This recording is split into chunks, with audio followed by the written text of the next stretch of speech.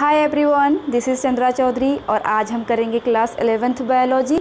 Chapter 3 चल रहा है, दैट इज़ प्लांट किंगडम। और आज हम करेंगे इसका लेक्चर नंबर 7, जो इस चैप्टर का लास्ट वीडियो लेक्चर है। Okay, according to your NCERT book last lecture है आपका लाइफ साइकिल ऑफ प्लांट या फिर ऑल्टरनेशन ऑफ जनरेशन। ठीक है, लाइफ साइकिल हम पढ़ चुके हैं। हाँ, इन प्रीवियस वीडियो लेक्चर जब मैंने आपको एंजियोस्पर्म पढ़ाया था तो उसमें मैंने आपको एंजियोस्पर्म की लाइफ साइकिल डिटेल में पढ़ाई हुई थी। ठीक है, उसको हम थोड़ा सा और रिवाइज करेंगे और आपको मैं यहाँ पर समझाने वाली हूँ ऑल्टरनेशन ऑफ जनरेशन का मतलब क्या है। ठीक है, तो थोड़ा सा रिकॉल कर लेते हैं जो मैंने एंजियोस्पर्म में आपको पढ़ाया था। तो देखिए, सबसे पहली बात तो प्लांट हैं जो, और एंजियोस्पर्म के जो प्लांट होते हैं वो डिप्लॉयड होते हैं। ठीक है, मीन्स क्रोमोसोम नंबर उसमें 2n होता है, पेयर में होते हैं। ओके, सेकेंडली अब प्लांट है तो बाइसेक्सुअल या यूनिसेक्सुअल होगा। ठीक है, मेल फीमेल होगा, तो आपकी या तो मेल होगा या फीमेल यूनिसेक्सुअल में, और बाइसेक्सुअल में मेल फीमेल दोनों में एक ही होंगे। ठीक है, ये भी आपके 2n स्ट्रक्चर हैं। ओके, अब बात करूं रिप्रोडक्शन की, तो यहाँ पर आपका जो मेल रिप्रोडक्टिव ऑर्गन होता है वो स्टामेन होता है, जबकि फीमेल रिप्रोडक्टिव ऑर्गन इसमें आपका कार्पेल होता है। बट यहाँ पर मैं डिटेल में नहीं पढ़ा रही हूँ, डायरेक्ट आपका जो आपके मेल में बनते हैं उनको हम माइक्रोस्पोर कहते हैं, माइक्रोस्पोर, और फीमेल में बनते हैं मेगास्पोर। ठीक है, मेगास्पोर। और होता कौन सा डिवीज़न है? मियोसिस। मियोसिस सेल डिवीज़न से ये दो आपके स्पोर्स बनते हैं। ठीक है, और ये कैसा स्ट्रक्चर है? वो आपका एन स्ट्रक्चर है। ठीक है, और आपके माइक्रोस्पोर से पॉलन बनते हैं डेवलप्ड होके, जबकि मेगास्पोर जो होते हैं वो 4 में से 3 डीजेनरेट हो जाते हैं। 1 आपका क्या बनाता है? एम्ब्रियोसैक एग बनाता है। ठीक है, अब इनके बीच में क्या होगा? आपका फ्यूज़न होगा, फर्टिलाइजेशन होगा आफ्टर पॉलिनेशन। क्या होगा? फ्यूज़न। फ्यूज़न मतलब फर्टिलाइजेशन वाला इवेंट यहाँ पर होगा, और क्या बनेगा यहाँ पर? आपका जाइगोट। अगेन ये 2n स्ट्रक्चर वाली कंडीशन आ गई। अब जाइगोट आपका डेवलप्ड करेगा तो एम्ब्रियो बनाएगा। ठीक है, और एम्ब्रियो डेवलप्ड होके सीड बनाता है, और सीड डेवलप्ड होके अगेन जब उसको हम बोते हैं, ठीक है, उसको मिट्टी में डालते हैं तो अगेन वो प्लांट बना देगा। तो सीड ऑल्सो 2n स्ट्रक्चर। तो यहाँ पर आप देखिए, जो आपकी इन शॉर्ट मैंने एक आपकी लाइफ साइकिल बताई है एंजियोस्पर्म की, तो यहाँ पर देखिए ये आपका 2n स्ट्रक्चर है, ये और आपका 2n स्ट्रक्चर, ओनली इतना पार्ट आपका क्या है? n स्ट्रक्चर है। ठीक है, मीन्स आपका 2n structure, n structure, then 2n structure. तो ये आपका चलते रहेगा। लाइफ साइकिल मतलब एक साइकिल बनाना, एक चक्कर लगाना, तो ये आपका चक्कर लगते रहेगा। तो इसी को हम क्या कहते हैं? Alternation of generation. मतलब पहले डिप्लॉयड था, फिर हैप्लॉयड कंडीशन आई, देन फिर डिप्लॉयड कंडीशन आई। तो आई होप आप इस टर्म को समझ गए होंगे कि ऑल्टरनेशन ऑफ जनरेशन क्या होता है, जब किसी प्लांट में हैप्लॉयड डिप्लॉयड हैप्लॉयड डिप्लॉयड ये साइकिल चलता रहता है। ठीक है, अब चलिए अब बात करते हैं हैप्लॉन्टिक, डिप्लॉन्टिक और हैप्लोडिप्लॉन्टिक या फिर डिप्लोहैप्लॉन्टिक लाइफ साइकिल आपकी क्या है, या फिर ऑल्टरनेशन ऑफ जनरेशन क्या है। ठीक है, अभी मैंने आपको इसका मीनिंग बताया।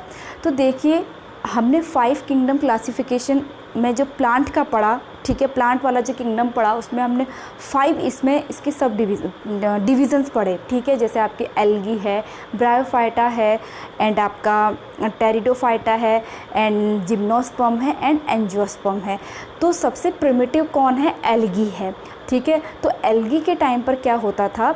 जो गैमेटोफिटिक कंडीशन है, गैमेटोफिटिक का मतलब हैप्लॉइड कंडीशन है, वो डोमिनेंट हुआ करती थी। अगर पूरी लाइफ स्पान मानो तो उसमें से मोस्ट ऑफ द पार्ट जो था पूरी लाइफ स्पान का, तो वो हैप्लॉइड कंडीशन में करता था। बस कुछ ही देर के लिए डिप्लॉयड कंडीशन उसमें आती थी। ठीक है, इसको हम डिटेल में समझते हैं। तो आई होप लाइफ साइकिल आप ऑलरेडी समझ गए होंगे।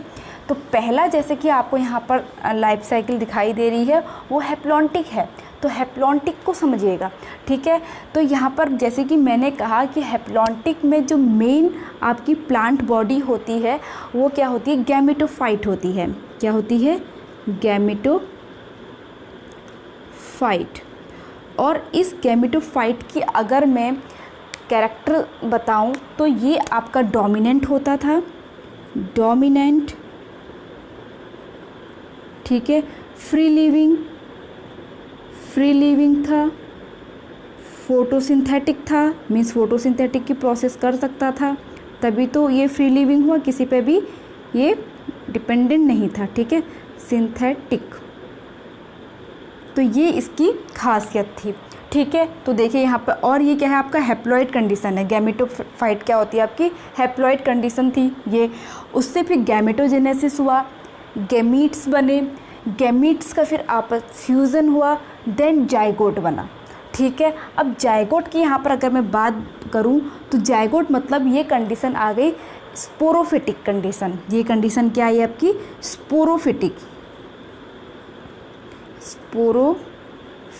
कंडीशन आई, जो आपकी क्या थी, आपकी डोमिनेंट नहीं थी। क्या थी आपकी, ये डोमिनेंट नहीं था जाइगोट, मतलब जो स्पोरोफिटिक कंडीशन थी ये डिपेंडेंट थी गैमेटोफाइट में, डिपेंडेंट ऑन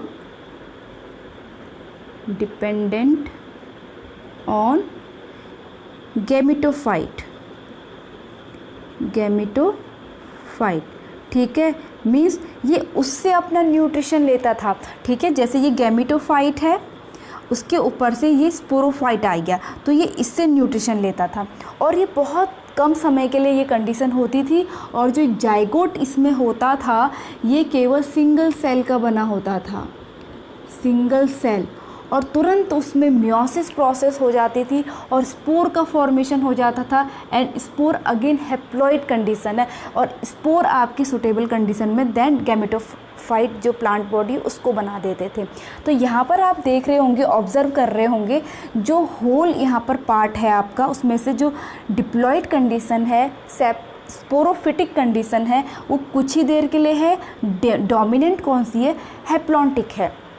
तो इस वजह से यहाँ पर इस लाइफ साइकिल को हैप्लॉन्टिक बोला जाता है, क्योंकि डिप्लॉन्टिक तो कुछ ही देर के लिए है, जबकि पूरी की पूरी लाइफ साइकिल किस पे है आपकी, हैप्लॉन्टिक की तरह, हैप्लॉइड की तरह वो जीता है। तो इसके एग्जाम्पल आपके हो गए एल्गी, ठीक है। इतनी बात समझ में आ गई। देन अब देखिए धीरे धीरे एवोल्यूशन होता गया। एवोल्यूशन के लिए आपको पता है जिंदा रहने के लिए या फिर अपने आप अपना अस्तित्व बनाए रखने के लिए वेरिएशन होना बहुत ज़रूरी है, ताकि वो अपने एटमॉस्फेयर के साथ एडॉप्टेशन कर पाए, ठीक है। और एडॉप्टेशन कर पाए तो 2n स्ट्रक्चर बहुत ज़रूरी है।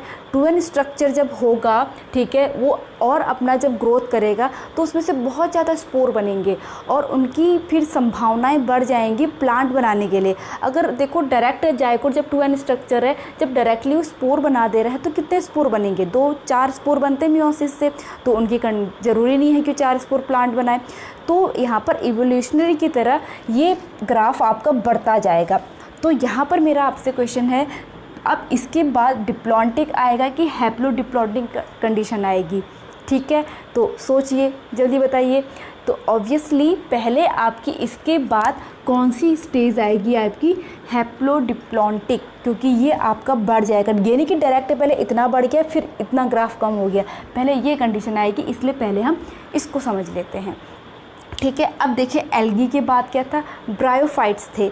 ब्रायोफाइट्स तक आने तक जो स्पोरोफिटिक कंडीशन थी उसने अपने आप को थोड़ा क्या कर लिया था, अपने आप को मतलब और एवोल्यूशनरी बना लिया था, अपने आप को थोड़ा फैला दिया था, ठीक है। यहाँ पर देखिए इन केस ऑफ ब्रायोफाइट्स, एक्चुअली जो हैप्लोडिप्लॉन्टिक है उसमें ब्रायोफाइटा एंड टेरिडोफाइटा आते हैं, लेकिन आपकी कुछ इसमें डिफरेंस है, क्योंकि देखो हैप्लोडिप्लॉन्टिक का मतलब हुआ कि उसमें हैप्लोडिप्लॉन्टिक दोनों कंडीशन लगभग बराबर आ रही है, लेकिन फिर भी कुछ आप जैसे ब्रायोफाइटा है, यहाँ पर हैप्लॉन्टिक कंडीशन जो है, गैमेटोफिटिक जो कंडीशन है वो डोमिनेंट है, जबकि इससे आगे वाले जो प्लांट्स हैं आपके टेरिडोफाइटा हैं उसमें डिप्लॉन्टिक कंडीशन आपकी क्या है, डोमिनेंट है। तो ब्रायोफाइटा के केस में आपकी गैमेटोफाइट होगा, ठीक है, डोमिनेंट, गैमेटोफाइट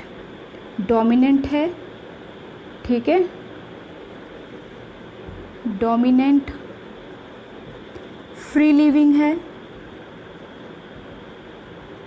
और फोटोसिंथेटिक है, फोटोसिंथेटिक है और सबसे इम्पॉर्टेंट मल्टी सेलुलर है। कैसा है, multi cellular. Whereas in case of pteridophytes, ठीक है, टेरिडोफाइटा में अब कहानी थोड़ी बदल गई है, इसकी जगह ले ली है स्पोरोफाइट ने। स्पोरोफाइट जो कंडीशन होगी वो क्या हो जाएगी, डोमिनेंट हो जाएगी, ठीक है, डोमिनेंट, फ्री लिविंग हो जाएगा वो, एंड मल्टी सेलुलर, तो दोनों ही, फोटोसिंथेटिक भी होगा एंड मल्टी सेलुलर, तो दोनों ही होंगे इसमें, ठीक है। जबकि देखो अगर मैं ब्रायोफाइटा की बात करूँ तो गैमेटोफाइट डोमिनेंट है और आपका जो स्पोरोफिटिक है वो कुछ देर के लिए रहता है और डिपेंडेंट होता है गैमेटोफाइट में, उससे न्यूट्रिशन लेता है और अपने आप को बना के रखता है, एंकर लेता है, ठीक है। बट टेरिडोफाइटा क्योंकि इससे ज़्यादा एडवांस है, ये आपका ज़्यादा एडवांस है टेरिडोफाइटा ब्रायोफाइट से, तो उसने अपने आप को थोड़ा सा और डेवलप्ड किया और गैमेटोफाइट की जगह यहाँ पर अब स्पोरोफाइट डोमिनेंट हो गया। मल्टी सेलुलर की बात करूँ तो दोनों हैं, जबकि आपके हैप्लॉन्टिक वाले में जाइगोट आपका ओनली सिंगल सेल था, वो मल्टी सेलुलर नहीं था, ठीक है। इतनी बात समझ में आ गई, ओके। अब इसके बाद ये एवोल्यूशन और होता गया, ये ग्राफ और बढ़ता गया, तो यहाँ पर आपकी आ गई अब डिप्लॉन्टिक लाइफ साइकिल आ गई। अब देखिए डिप्लॉन्टिक लाइफ साइकिल में जो मेन प्लांट बॉडी थी वो आपकी क्या हो गई, अब स्पोरोफाइट हो गई, स्पोरोफाइटिक हो गई, ठीक है। और स्पोरोफाइटिक आपका कैसा था, ऑब्वियसली इंडिपेंडेंट था, इंडिपेंडेंट, ठीक है, एंड आपका फ्री लिविंग था और मल्टी सेलुलर, वेयर एज जो इसमें गैमेटोफिटिक कंडीशन है, गैमेटोफिटिक कंडीशन है वो आपकी ओनली सिंगल या फ्यू सेल्स होती हैं, सिंगल और फ्यू सेल्स ही होती हैं। तो यहाँ पर आप देख पा रहे होंगे स्पोरोफिटिक है, ठीक है। इसमें जब मियोसिस हुआ तो यहाँ पर गैमेटोफाइट की कंडीशन केवल ये है, गैमेटोजेनेसिस हुआ जिससे गैमीट्स बने और सिनगैमी हो गई, मतलब उसके बीच में फर्टिलाइजेशन हो गया, तो फिर जाइगोट बन गया, फिर अगेन 2n स्ट्रक्चर वाली कंडीशन आ गई, फिर जाइगोट से आपका क्या बन गया, एम्ब्रियो बना, एम्ब्रियो से सीड बनेगा, देन फिर स्पोरोफाइट बन जाएगा। और ये वाला ज़्यादा थ्रू आउट द जो लाइफ होता है वह यही रहता है, कुछ ही समय के लिए ये वाली कंडीशन आती है, गैमेटोफाइट वाली कंडीशन आती है। अगर इसके मैं एग्जाम्पल की बात करूँ तो इसके एग्जाम्पल क्या हो जाएंगे आपके, जिम्नोस्पर्म, और जिम्नोस्पर्म से भी ज़्यादा एडवांस है आपके एंजियोस्पर्म, ठीक है। और नो डाउट ये जो एवोल्यूशन हुआ है कि जो आपके एल्गी थे जहाँ पर गैमेटोफाइट आपका डोमिनेंट था, फिर उसके बाद दोनों इक्वल कंडीशन में आए, मतलब ग्राफ जब बढ़ता गया, स्पोरोफाइट ने भी अपने आप को डेवलप्ड किया, तो ऐसी कंडीशन आई जहाँ पर आपका स्पोरोफाइट डोमिनेंट हो गया, गैमेटोफाइट कम रह गया। और स्पोरोफाइट डोमिनेंट होने की आपको मैंने जो उसके मेरिट्स हैं मैं ऑलरेडी बता चुकी हूँ, क्योंकि बहुत सारे स्पोर का फॉर्मेशन होगा, आपका फर्टिलाइजेशन होगा और वेरिएशन आएगा, तो उनके जीने की संभावनाएँ ज़्यादा बढ़ जाती हैं, ठीक है। लेकिन कुछ बातें ऐसी भी हैं, जो एल्गी है जो सबसे प्रिमिटिव प्लांट है, आपकी एनसीईआरटी बुक्स में दिया है कि एल्गी आपका जो है मेन प्लांट बॉडी उसकी हैप्लॉन्टिक होती है, हैप्लॉइड होती है उसकी बॉडी, एंड लाइफ साइकिल उसकी हैप्लॉन्टिक होती है। बट फिर भी कुछ एग्जाम्पल हैं, जैसे है एक्टोकार्पस,